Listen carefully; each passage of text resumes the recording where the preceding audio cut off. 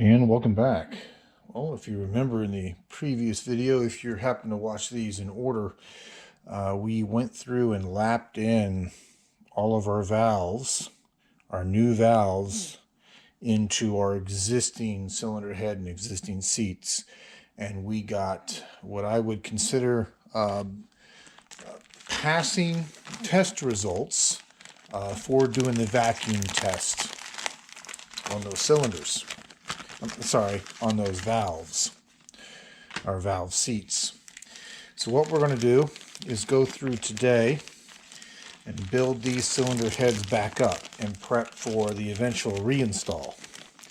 And as mentioned before, as part of the final cleanup that we did earlier, when we kind of hosed all this out, we removed the valve stem seals that we had installed.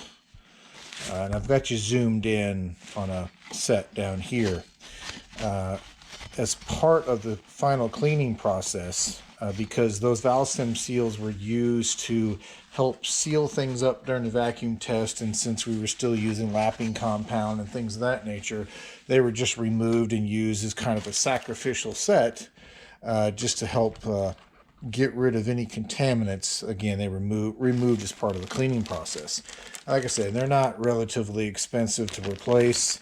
So we've got a new set here, and they're Mall who makes them. There's your part number there, and it should be an entire set. Yep. What we're going to do first is get our valve stem seals installed.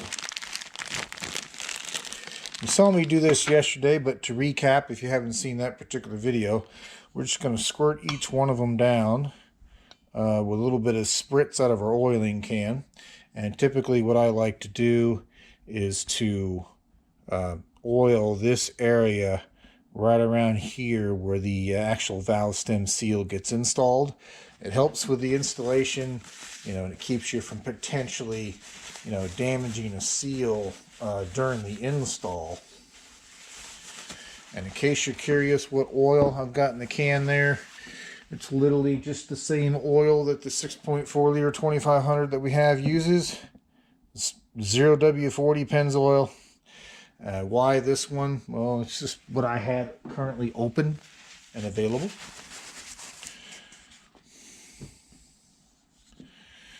So just to show you what I'm going to do here. Again, just put a little dab of oil on each one of these seats.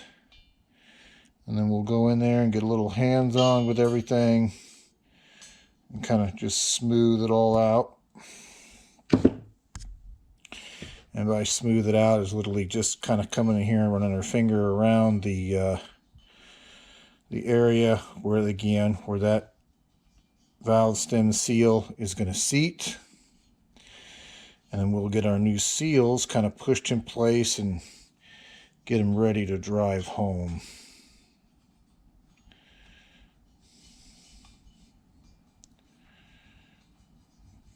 Okay. So I'll show you the first couple here because that's where I've got you zoomed in.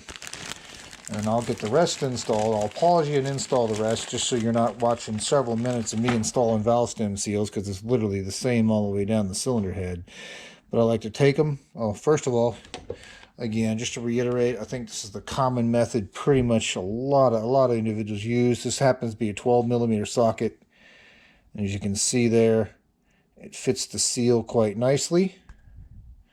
As far as that socket will hit right on that metal edge of that seal and works as a really good seal driver. But I like to take these, press them in place by hand a little bit first, just so they're kind of started. And I'm going to go ahead and press the rest of these in place. I know you can't see it because I've got you zoomed in on the first two, but I'm going to get the rest of these kind of hand put in and ready to be driven in. Now these are like I said, they're aftermarket, but they're same design as the OEM, meaning they've got that little spring at the top of it, which provides you your tension around your valve stem. And I've seen other aftermarket versions for different heads actually not have that spring and be springless. Usually once those are in place, then we can just take our socket, put it right on top of our seal, and you're like I'm sure you've heard other individuals say, you're going to hear a tone change. It's going to go from kind of metallic thud to like a kind of a high-pitched metallic ping once that seal is in place.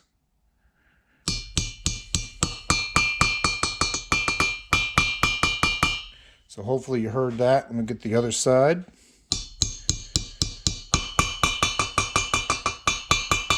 Okay, so hopefully you heard the difference in that sound there. So when you hit that kind of that high-pitched metallic ping, that lets you know you've got that seal in place. So I'm going to pause you. I'm going to go through and get the rest of these seals dropped in. I'll bring you back. One moment. And welcome back.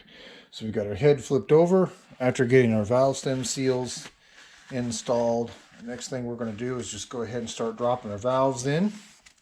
Now remember, this is the passenger head, and this is the section of the head that would normally be in the front of the engine. So this should be cylinders 2, 4, 6, and 8 in this direction.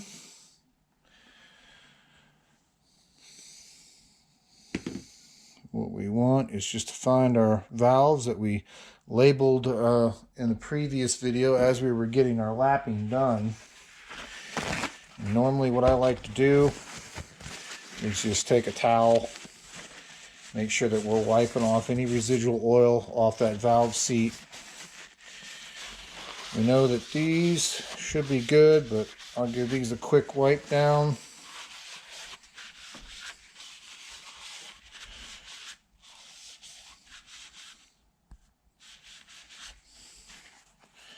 Finish wiping our valve seat down. Just wiping it down to try to remove any residual dirt or grime that may be there. Now, once that's wiped down and ready to be installed, then I'm just going to take again a little bit more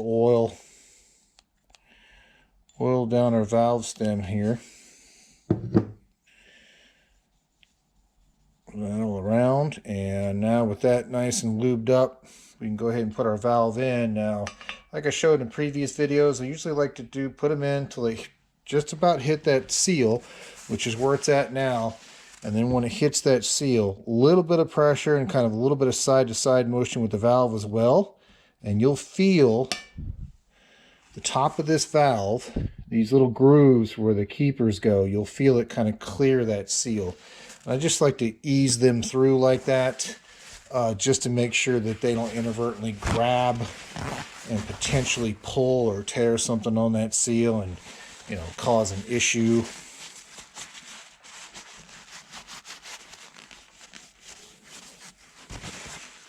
And I'm just getting the exhaust valve wiped down here. Same thing. A little bit of oil.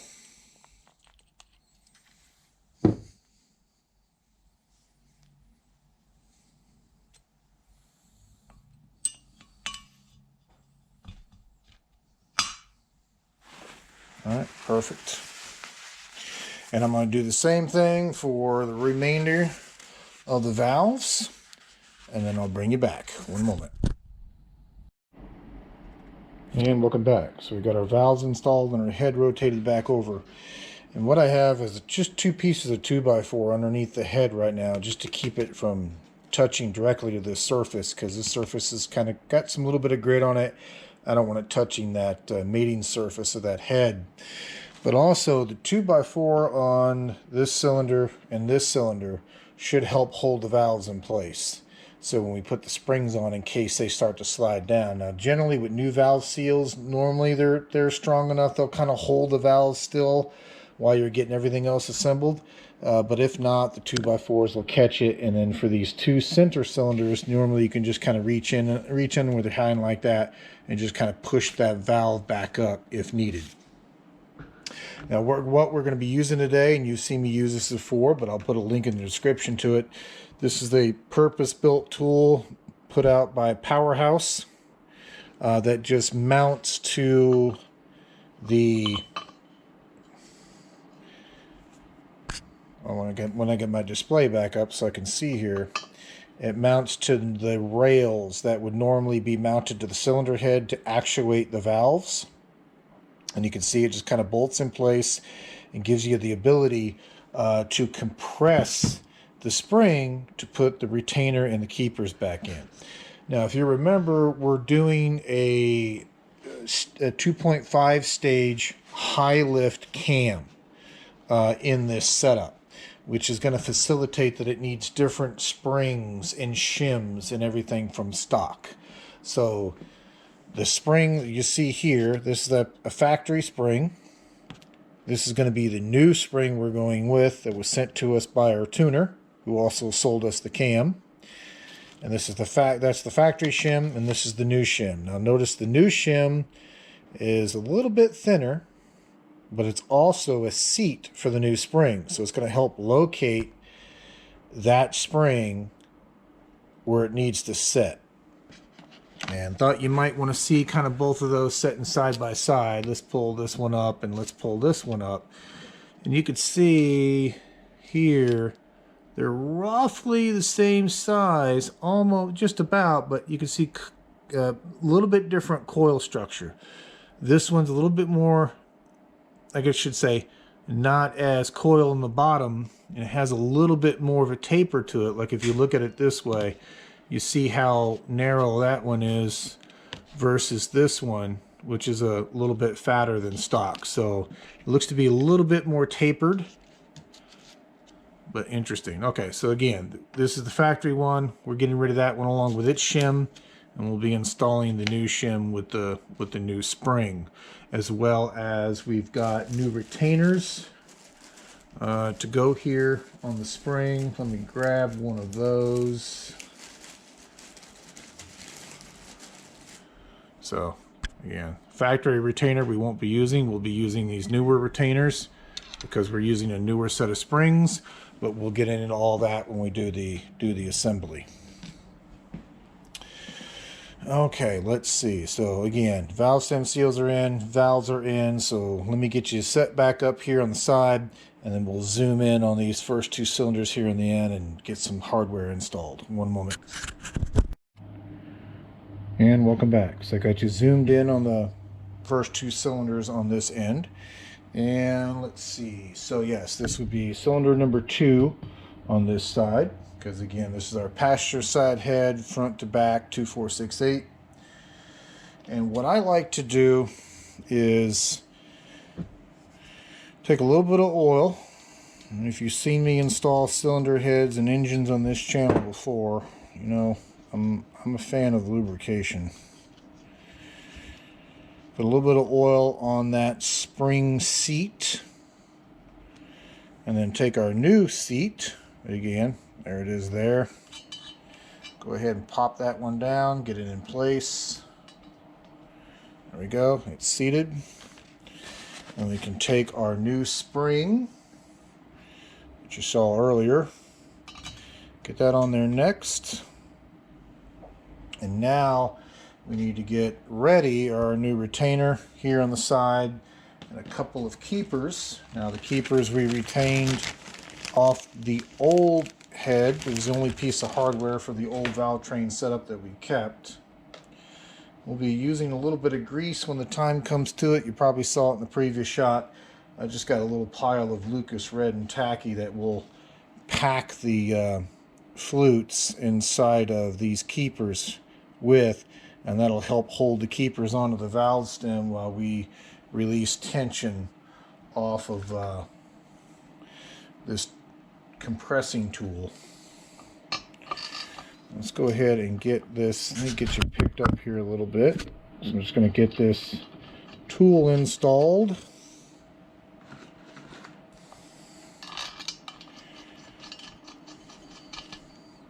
I'm going to leave these top ones loose just so it kind of will move a little bit side to side, as you can see there. And I'm going to get the cage on top of our spring next. But what we want to do is make sure that we've got our new retainer in place first. That's going to go on top of our spring. And it becomes a little bit of a juggling act at first. We need to have our cage in there. Then we need to put our bolt that's going to press everything together in place. Now normally what I like to do is just kind of get it in there so it till everything lines up and it's just not quite hand tight. And right there kind of looks good. And then we can worry about tightening our bolts on the sides of our depressing tool and getting these snugged up.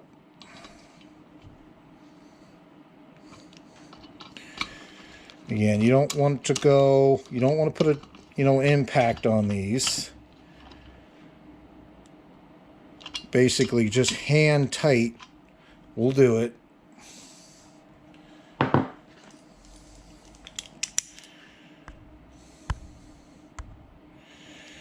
And now we can compress our spring. Oh, sorry, I hit you. I knocked you over. You all right? You feeling dizzy? Okay, we can continue. I hit you again. Let me back you off a little bit. There we go.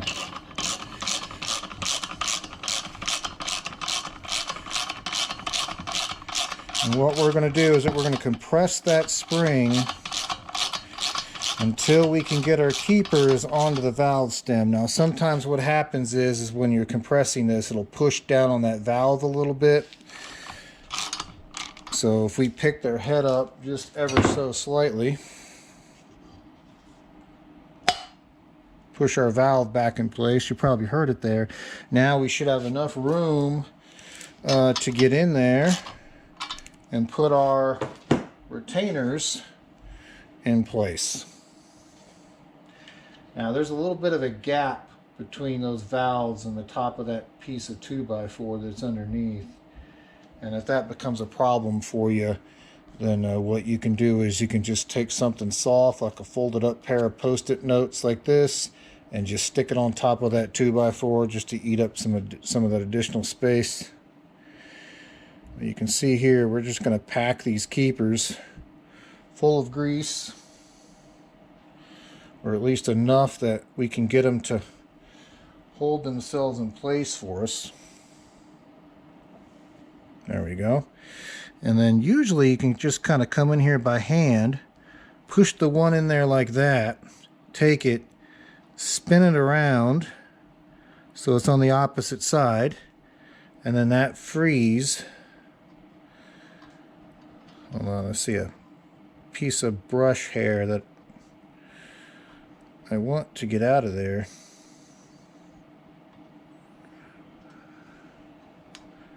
Come on.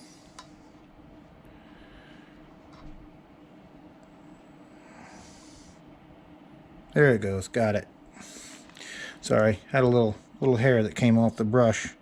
So with that keeper rotated to the other side, we can now take our other keeper, get this one loaded up and ready. Yeah, just a little dab of grease inside that one as well. And then generally we can kind of come in here and also just kind of drop it in by hand, get it on the grooves at the end of that valve, and then once they're both in there, we can take the tension off of our tool, and you can just keep an eyeball on that retainer on the top of that spring as it comes up and engages those keepers. And then once it does that, those keepers, that retainer will engage those keepers and keep everything together. And hopefully keep that spring from flying out at you.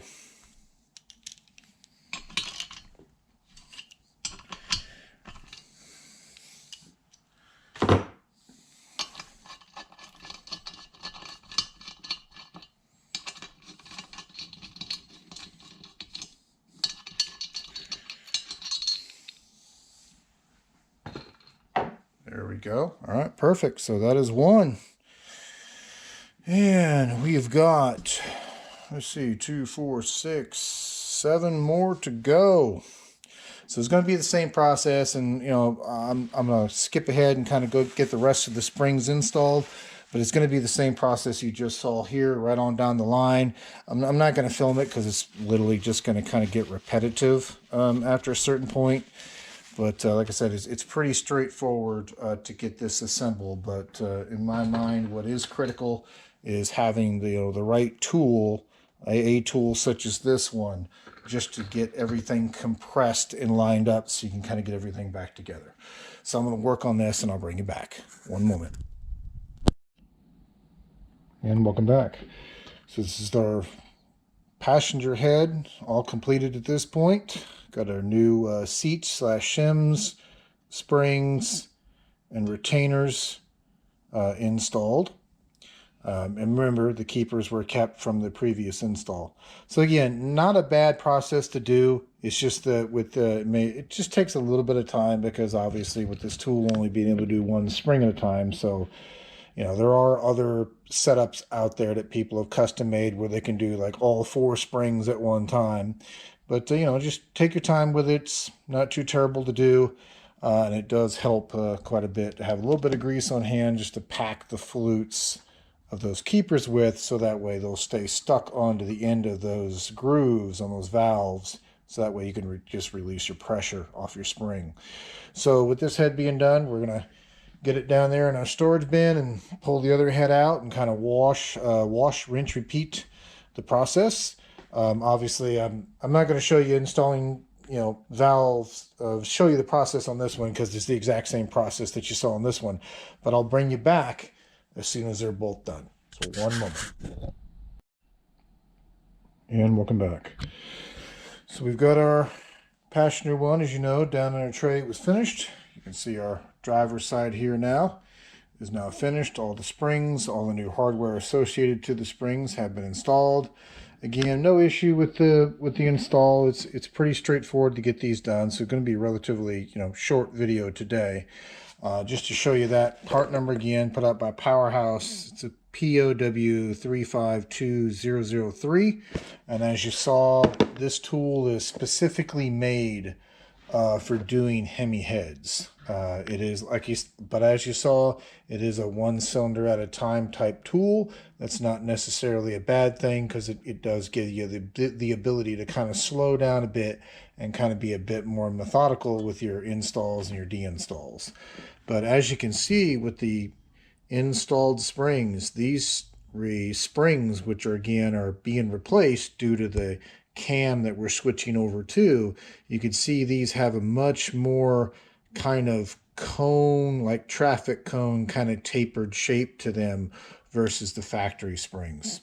So it should be interesting because again, the cam that we're running is what is called a stage 2.5 with a high lift, and as my tuner puts it, we opted for also a thump option. So according to my tuner, it should sound good and cammed, but it's also going to be spec'd for power due to the addition of the supercharger as well. So it should sound pretty nice. At least that's what we're going for once we get it all done. But again, short video today. Not much else to show you. Like you saw, the install was pretty straightforward. Again, the new shims / seats came with the springs. Along with the springs came new retainers. And the only thing kept as far as the spring hardware, again, was just the keepers from the old setup. So if you have not subscribed already, please consider doing so. For those that have, I thank you immensely. We're still aiming for that 1,900 and above subscriber goal. With that being said, again, I'm going to cut this one to be a little bit shorter this go around, and I'll bring you back for the next one. And right now, just off the top of my head, we may put the new intake together. There's a little bit of a spoiler for you. We do have a slightly newer intake going on to this vehicle versus the one we took off, so we got to swap some parts around. And we also have torque converter install and things of that nature. I'm not looking at doing the banks, the electronics install quite yet. I think I'd rather have the engine installed and wired up prior to us running any additional wiring that we need for the sensors and the monitor of the supercharger, because with the existing engine and wiring harness and everything kind of back in where it needs to go, then we know where we can safely run wiring and things of that nature and not, interfere with something else. So I'm gonna have to think on it a little bit on what the next video will be, but I'll bring you back for the next one. Thank you much. Bye.